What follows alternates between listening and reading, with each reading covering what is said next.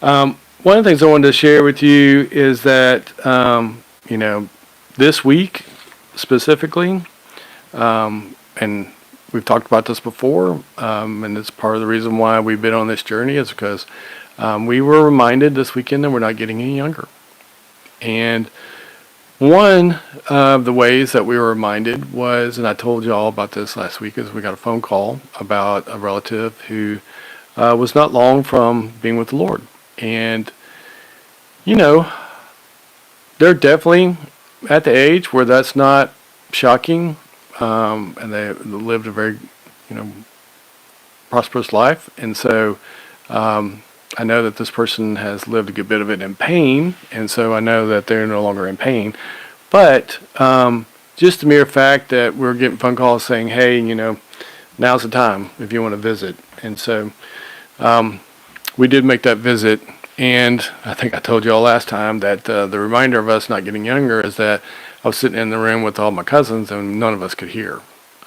So definitely different than, you know, days gone by when we were running around as cousins younger. But then, you know, last Saturday was my grandchild's first birthday. And what hit me when I was there, because at some point I was sitting with my grandchild's other grandfather, and I looked at him and looked at myself and said, we are the oldest people here. It's been a minute since, you know, I had that thought. Like, we literally, there's a bunch of young couples and young single people here with even younger children that are running around and having a good time. Not many of them speaking, so, you know, that tells you the age. And I was reminded that we are the older generation now. Also reminded when I got on that couch and I was having a hard time getting out of it, that you know, I'm not their age anymore, and need to keep that in my mind. Then later we got news that family member did pass, and so unfortunately, yesterday we traveled about an hour and a half to go to a funeral, and there was not. You know, I'm used to going to funerals in the past, and I think I've been a pallbearer to just about every funeral I've ever been to. Maybe one, but I mean I've been to a bunch, and I've been the pallbearer just about every one. And I realized yesterday there was very few of the older generation in the room,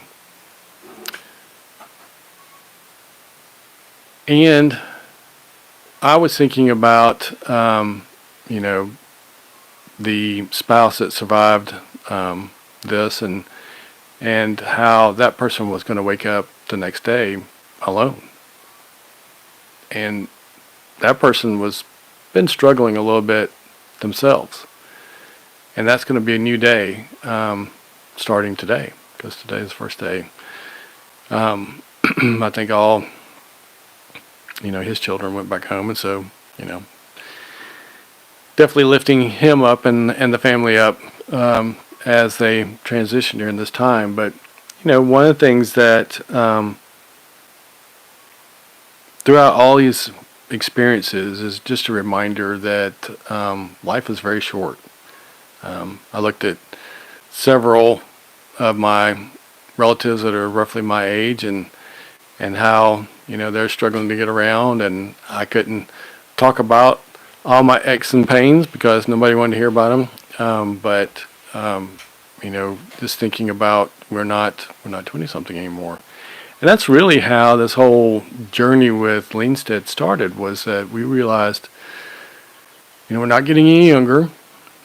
We do not want to leave a disaster for our kids to have to deal with, and so, you know, it's been a long, super long, painful journey, and we still got a long ways to go to minimize stuff that we don't need, can't use, and and need to not let it be a burden for someone else to have to deal with.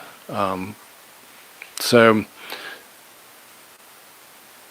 depending on where you are in this journey, maybe you're our age and you already know this, but maybe you're younger and you haven't really thought about it, because I didn't think about it.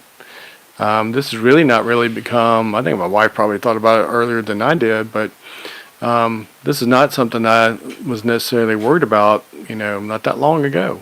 And so every day that we get older is the day that we're closer to, not being here anymore. And last thing we want to do is leave a mess for somebody else. But at the same time, we need to make it so that this doesn't add an extra strain to our lives, both mentally and physically and spiritually or any other way. And that's been a struggle. And this week has been kind of a little bit depressing. And I'm grateful for the fact that it's not raining out and that the sun's out, and reminder that I'm still here, and that we still have plenty of time to, well, hopefully time to keep working on this. But I encourage you to just be really thinking about the things that are the most important, and think about the things that are keeping you from taking advantage of the things that are most important. We've made multiple trips to both do visits, to do birthday parties, and do funerals. And if I was in one of my previous roles, I wouldn't have been able to go to probably any of them.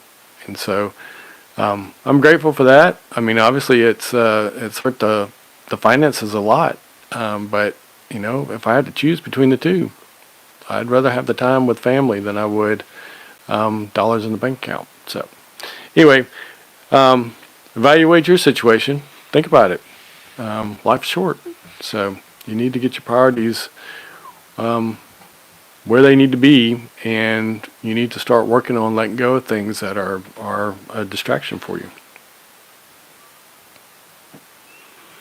Okay, so for those of you who have not been watching all the lives, and that's probably all of you, we have been kind of working through eBay versus everything that we've tried, and then there's also going to be some things in the future, things we haven't tried, but we would just want to consider, because if there's something better that's more passive and easier physically and everything else, then we want to know what it is and explore it.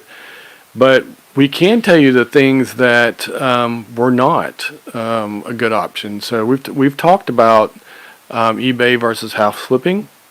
We've talked about eBay versus flipping furniture. And then we've talked about eBay versus virtual assistant type business. We've talked about eBay versus homesteading, which, we still have a little bit of that going on, but not much. And we also talked about eBay versus the flea market, which we will go on this Saturday. But that's not a regular thing for us. It's just kind of a hit and miss. So the thing that I want to talk about today, because this was not something that Hope was really interested in, so it's a good thing to cover while she's not here today. And that is eBay versus the lawn care service business. So I know this sounds crazy, but one of the reasons why I was really considering is I knew the clock was ticking. I knew that my time with different companies, because I was getting older, they were going to look at me and go, I can get two guys that are 25 years old, and they can do twice as much as he can, yada yada. In fact, I'm trying to remember who I was talking to about a week ago, and that was my brother-in-law, and we were talking about how, the mindset of people when they look at someone that's over 50, like, oh, well, he's not that far from retirement, we're really not going to get anything out of him, so let's look at somebody that's like 20, 25, and they think that they're going to get somebody of that age, and they're going to stick around for a long period of time, and they're lucky if they get 6 months to a year out of them.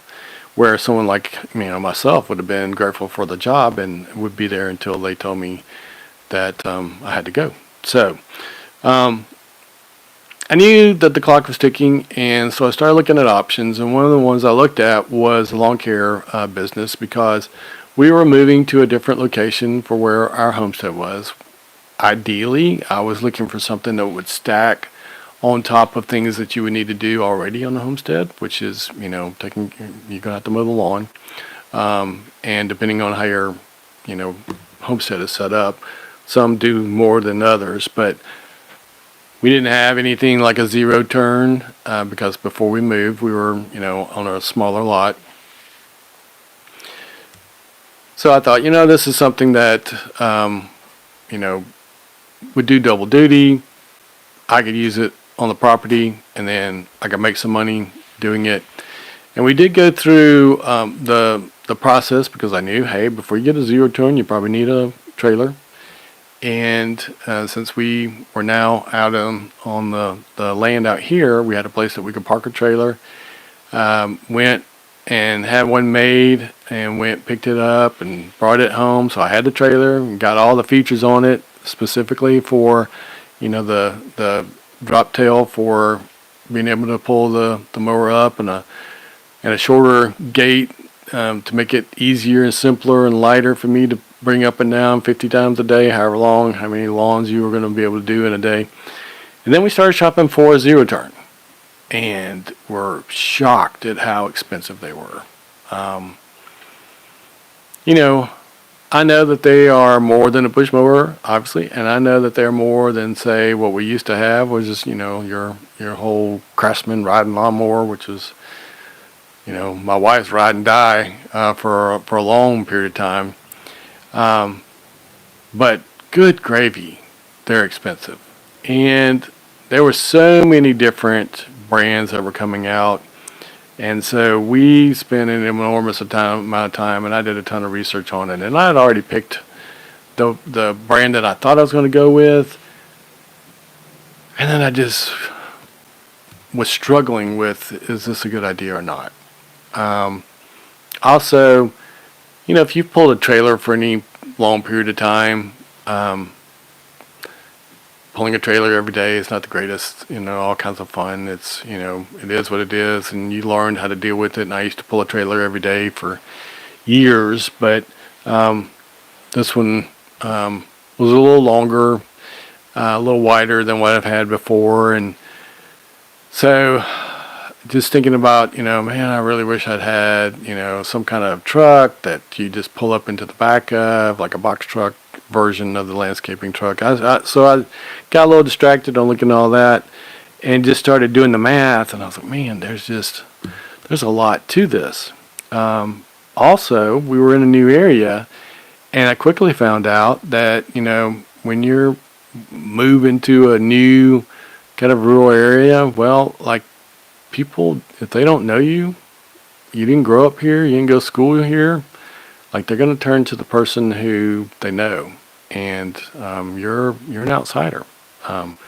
So when I was comparing the difference, and this is before I knew anything about the possibility of actually making, a living of any sorts on eBay, I was really looking at the lawn care service. And so some of the positives, and the reason why it was going to be a positive at first was because I knew a ton of house flippers and property management firms and investors, and so all I had to do was put a business card together and hand it out, or just call people, text them, and I probably would have got a ton of work. All of that, though, would have been about an hour and a half drive from where we are, just to get started.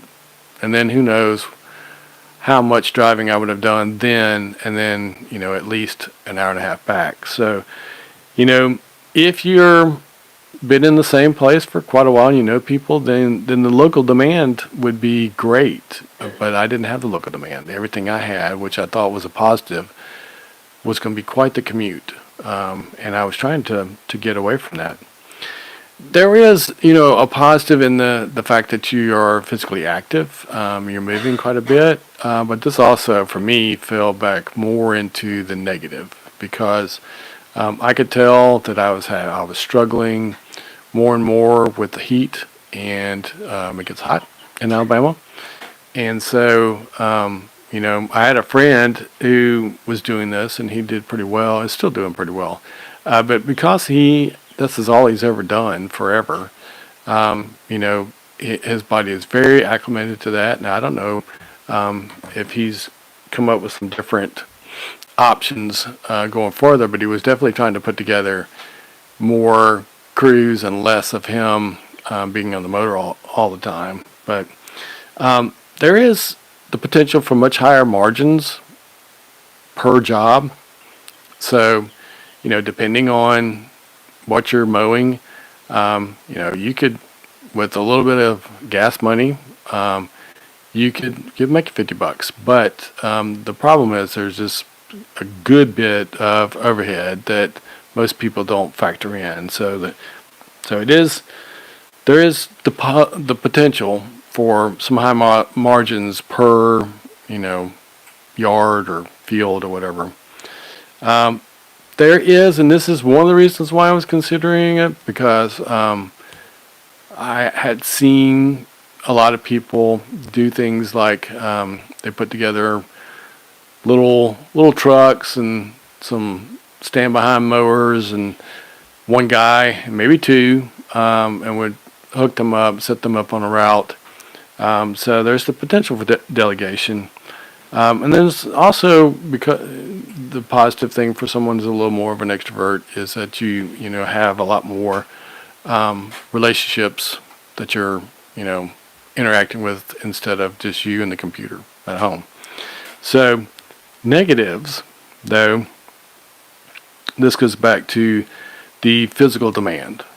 I don't know how many times that the friend of mine who might come and he might mow one of our flip houses, and I would look at him and he was just soaking wet and looked like he was about to fall over.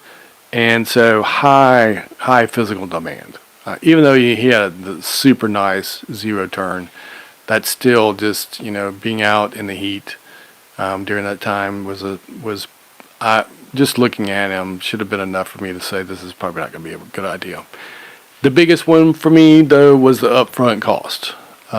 Since I have every other piece of equipment that you could possibly think of, and this was just something that I was going to have to get and start from scratch.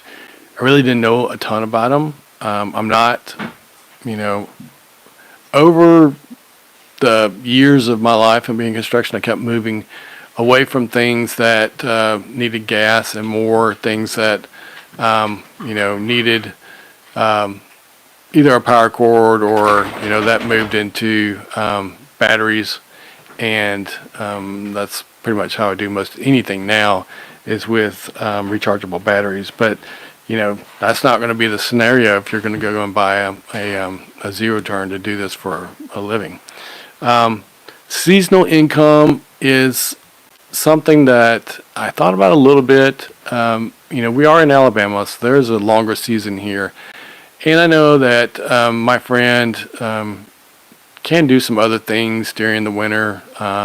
He often dealt with leaves and some pressure washing and that kind of stuff. And sometimes he just, would take the time off. But, if it rained for a week, well, you weren't going to be cutting grass that week. And that was semi-true about construction, but depending on the stage of the project. There's a lot of times that we were dried in, and so it could rain all it wanted to. We can be working on the inside. There was going to be a little bit of a learning curve, and I was wearing out YouTube, watching a ton of channels for people who did this for a living, and there was, like I said, there was a bunch of people who were making good money, and still are, with the lawn care service. But it is time intensive, and where, we, over the last week, since we've been kind of absent a little bit, we're able to keep things going because it didn't make any difference when we did them or how we did them. It just still appeared the same to eBay. And so, but if you're in a situation where, you're mowing somebody's lawn, and what I found out is that you're likely to have several clients who expect you to be at their house precisely at whatever time, and that you will be done at whatever time every week. And if you're not, that's a problem. They're not really the kind of people that would be like, well, he'll get here, sometime this week or whatever. And so, if you were to take the day to go to a funeral out of town, then that would mess up a ton of people that are scheduled for that day. And then what do? Is it going to are all of them going to get bumped a week, or are you bumping everybody else the rest of the week? Or, how you manage, keeping people happy from that. And so that's not something that I think people process when they're considering the lawn care service type business, is that people, like, they get really stuck on this routine. And some of them, because maybe they want to move all their cars during this time period. Some of them, maybe it's because when their children's sleep or don't sleep or take naps, could just be their personal. Maybe they plan on being gone because they don't want to hear the lawnmower during that time. All kinds of things come into play. And it's stuff that, we don't have to worry about with eBay. When we post them, we post them. And people see them when they see them. We do need to be pretty active when people are sending us messages. But still, I don't know how many times somebody will send me a message and, I'll scramble to answer them, and then I might not hear anything back from them for hours. So it's not the end of the world. But unlike, a lawn care service, like, you don't show up, then you're going to hear about it. And it's going to be a snowball effect on there. So, when you're comparing the two, between these two, eBay is semi-passive. It's not passive, but it's semi-passive. Lawn care, highly active. Highly active. I mean, there's something, you're going to have to be doing something all the time, and you better be working on a backup for someone who might can cover for you or start filling in for you, or, as you grow, you're going to reach a situation when you've overloaded yourself. And so, but it is not passive. When you look at effort versus reward, in theory, not counting this last week, but if you look at overall, eBay does offer kind of a steady return with a moderate effort. And lawn care can, there can be higher rates of return, but it does require, increase and intense labor. And I can tell you just by, working on our property here, which I don't love, so that in itself should have told me something, that I don't need to do this for a career. But just at this point in my life, using a weed eater for too long of a time, or, any of the other activities can be quite painful. And there's been more than one time, just due to the heat. We have quite a steep driveway, but I've had to kind of lay down and rest for a while before I can continue. So, and that goes into the physical time and demands. So eBay, low strain in comparison, but lawn care is demanding and is very rigid. And so, you're going to have to, where we just got back in town, not too late yesterday, and we're able to take a pretty decent nap before doing anything. And the drain, to be honest, of all the things going on this week, I would say we slept in a little bit because I don't think we got up till like 7 a.m. and normally, we're up around 5. So we did sleep in a little bit, but you can't do that if you got a long maintenance, because you probably should have been at somebody's house cutting grass at that point in time. So, for someone at, my age, I would definitely say eBay suits us better, and grateful for that. We are still working on finding our happy medium when it comes to that, and I'm not sure. This is probably, at least this year we're able to think about it a little bit. Last year we were just do as much as you can as fast as you can.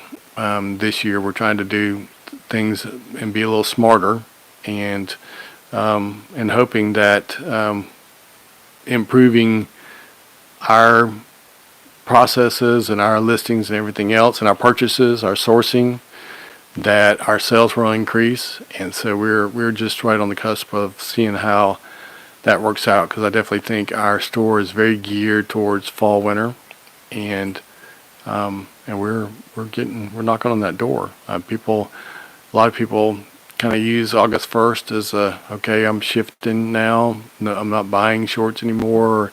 I'm not buying t-shirts anymore. It's more long sleeves and pants, but we've already been there, and so we'll see. Try not to look at last week as a example of how things are going to go. I definitely can see that it's starting to pick up a little bit, and looking forward to it getting a whole lot better. So anyway, that was the bulk of what I want to make sure to cover this week. Because I'm not feeling great either, we're probably going to cut this a little short. Do want to ask that if anybody has any questions about doing this at the over 50 range, reach out to us, because it's a lot different. I think if you're watching a lot of the eBay sellers, and especially the YouTuber eBayers, it's a much younger crowd. There's not a lot that you see regularly that's pushing 60 years old, and so they don't really have to think about it the way we do. But I promise you, if you really watch them, you will see them go, "Yeah, I can't keep this up. I'm going to burn out if I keep doing it this way." And so they're looking for ways themselves, but they're just able to, burn the candle on both ends a little longer than we are. I'm well past that now, and so that's why I keep looking at, is there something that's a little more passive? I wish I had been on this journey about 40 years ago. I didn't really think about that before.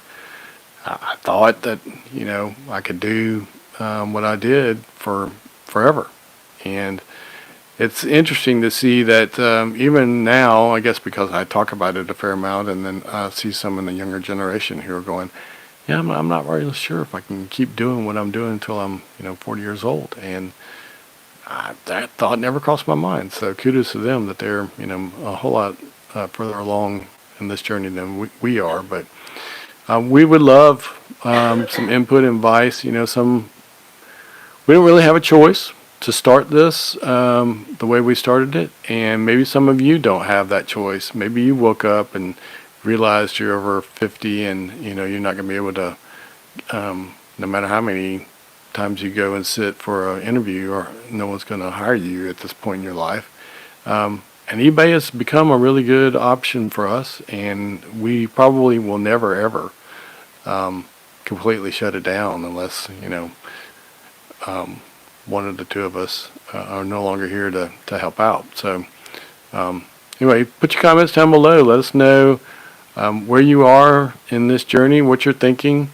Did you ever try? Did you ever consider the long service as a venture? I do know that there's a lot of people have done really well with it, but I do know that I surpassed that time period when that was not going to be a smart idea. And praise the Lord, we never purchased that super expensive equipment, because then it would have been a huge waste for us, and so grateful for that.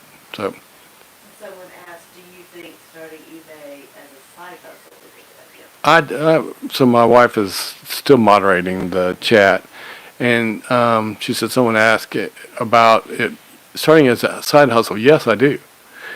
I wish what we had done is we had started this as a side hustle about 15 years ago. And we tried a bunch of things because we just didn't really know too much about eBay as a business in any way, form, or fashion. We knew that that's where you could go get, some stuff, but we weren't using it. And so, I think the smartest way to start is not to do, we didn't have a choice, but if it can be a side hustle for you, that's huge. What I would do is I would use the time. First of all, you're gonna have to ask yourself, like, what am I actually interested in? Because there's crazy things that you can do on eBay. You could be just interested in taking, say, old computers apart and separating the parts and pieces to them and selling those parts and pieces. If you know anything about parting stuff out, you can make more money selling the parts than you can selling the whole. But it could be that you really love scarves, and you can get scarves, by the truckload, or watches. Maybe someone is a place that they don't want to deal with watches, and so you can get watches. Whatever you're interested in, Legos, that's a crazy thing that people can do right now.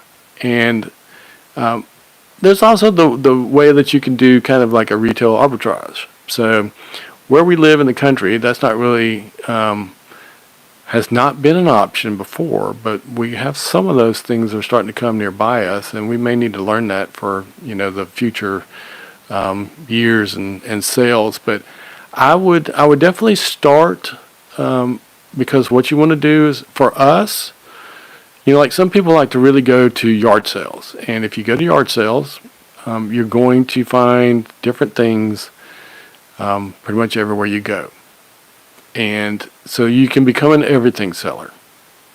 I'm not a big fan of that, but a lot of people do it.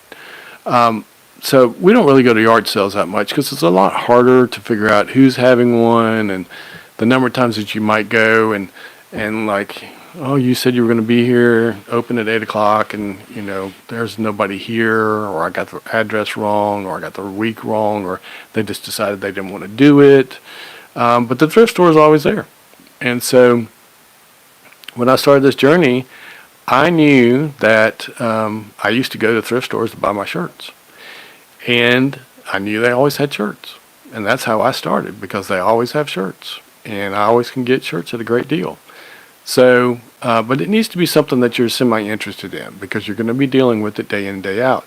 Now, the last thing I would say is, if you're first starting out, what you want to do is you want to, say if you're only able to go on Saturday, then what you want to do is however much you can get on that day, you want to divide it by 7, because you want to find what you can post and schedule out so it's consistent every day. So if it just means one thing, that's it. But I'll be honest, if you're going to even really, really start this as I'm just really getting started, even if you're just doing one thing a week, then you can do that. But don't do a scenario where you post, 6 things on a Saturday and then you go, 2 more weeks and before you post something else. You're not gonna get sales that way. But if you will find a little thing, think about where you're going to do this. Like for us, because we do clothes, we need a bigger space. But if you're just doing coffee mugs, if that's all you do, then you can have a little light box that you can pull in and pull out, and it's super easy to do photos on, and you don't need anything else. You buy the shipping stuff for that product. We've got some stacked over. I don't know if you can see it in the screen, but if we ever do something that's outside of our wheelhouse, it becomes a kind of a shipping drama for us, and you don't want that when you're first starting out. You just want something that's simple, fun. I mean, if it's not fun, you're not going to do it for very long. But I would highly recommend, and if people want to know more about, ways to start this as a side hustle, because a lot of people use it as a goal to say, you know what, I'm using this to pay off my car loan, or I want this money so that we can take a summer vacation, those kind of things. Or the goal is I want to build this slowly so that at some point I can quit my job and this can be my full-time thing. So I think someone was raising their hand. Yeah, well, hey, Swamp Picker's back. Hey, Swamp Picker. But Uncle Ray says since I watch it, he said, first of all, he's doing a bunch of things. He's still working full-time. He's still delivering for DoorDash. And he's wanting to get into eBay, but he's just a little reluctant to pull the trigger. To get the first sale under your belt. Yeah. And that helps. And then he said, well, I watch a ton of reselling content. And he said, this stream makes me feel more comfortable. Well, I'll be honest. Because if two bozos can do it. Yeah. Yeah. She was talking about how our stream makes you feel a little was it confident or calmer? Confident. I know that there's times in many channels we watch and it's pretty high strung, and so it's not real great for our nerves, and we have to go, okay, that's enough of that. But to each their own. There's different ways that people can go after this. Some people have just gone off the charts, and if they can keep that up for 10, 15 years, then they can probably retire and be done. That's not something we can keep up. We have, a little hobby farm. We have family that does not live in this town, so hour and a half away from us. And we just enjoy our time with each other. And so what we don't want to do is have every waking moment be about eBay. And we were in danger of doing that, to be honest. We were getting there. But I would say that what you want to do, because if you're doing DoorDash, I know that you can kind of turn that on and turn that off. And so, if there's, like, say for us, the best time to source is really early on Monday morning, because that's how we do it. Doesn't mean that's the best time for you, but so you can turn your DoorDash off for say if you're doing our time scenario for say Monday morning. You can just say I'm just not available on Monday mornings. Now hopefully that's not too detrimental to your DoorDash business, but we can get most everything we need on a Monday morning. And then we're super flexible from that point on. So you wouldn't need anywhere near what we're picking up. And then you could, whenever, things are down, there's a lot of people, say it could be a scenario where, you might even could set up your little photo booth in the back of your, if you're got a hatchback or something like that. And while you're waiting on the next, delivery, you can be taking photos. And some people actually do listings from their phone. If you get serious about it, I can tell you of some other things that would make this, a little easier for you. They're not free, but they're a little more affordable than they used to be. And you could get it to the point where, you can do both for quite a period of time. I can't stand doing it on my phone at all. In fact, I don't even like doing it on the iPad, which is a little bit bigger. So when I'm actually doing listings, I want to be on my desktop. And I don't even want to be on my wife's laptop. Now, she likes using her laptop for everything, but I don't. And so, but you can source while you're out doing DoorDash, and then just bring it home. And whenever you have a down day or whatever, you can get your listings, and then you can schedule them out. But however you want to do it, find something that's simple, and then discern over time what is it that I can find on a regular basis, and then that kind of narrows down what kind of packaging you have, and your system kind of gets worked out, so you can kind of do both of them simultaneously until one of them is financially better off than the other. So, is that all the questions? Well, Yeah, well, Swamp Picker said, if you can list clothes, you can stuff pretty much anything. well, clothes. I didn't expect them to be. It's called. I didn't expect them to be complicated, but they did. It is frustrating sometimes. There's a lot of stuff that you really need to know that I've never cared about in the past. I'll be honest, but we have learned a lot, and so once again, if we only bought, say, button-down shirts, that's all, then it wouldn't be nearly as complicated as the fact that we do blazers and we do, sweaters and, and chinos and, that kind of stuff. We don't do shoes because I just have zero interest in that. We've looked at some belts, and those really, from what I can find, they haven't been something that we can find a lot of at a good price and resell. I did source a ton of ties, and I have a bunch of ties that I can list, but when we can get the other stuff that sells better, faster, and pays more, we are focused on those things. But it is frustrating because of the amount of effort you have to put into a listing to cover yourself when it comes to clothes, because for some reason people think when they go on eBay and buy a used shirt that it's going to be perfect, and so that does make it a little harder to do than some other things. I just know, especially when we were selling some of my stock and it was new in a box and we get to scan a QR code, man, I mean, that was the ticket there, but we don't have access to that like we used to. So anyway, please, if you've got questions, and I see it ticking up there, so probably my wife's already walked away from the chat now, but if you've got comments, put them down below, and we'll definitely we answer all the questions that people post, and we'll have more other things to compare eBay to. But every time I come back to whatever comparison I'm looking at, eBay is the best for my age and my physical condition right now, and emotional and spiritual and everything else. And the more I walk in the room, I can't remember my name, but I can still do my eBay listing.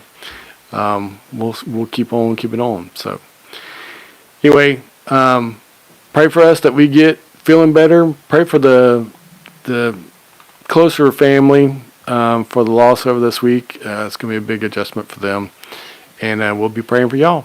Talk to you later.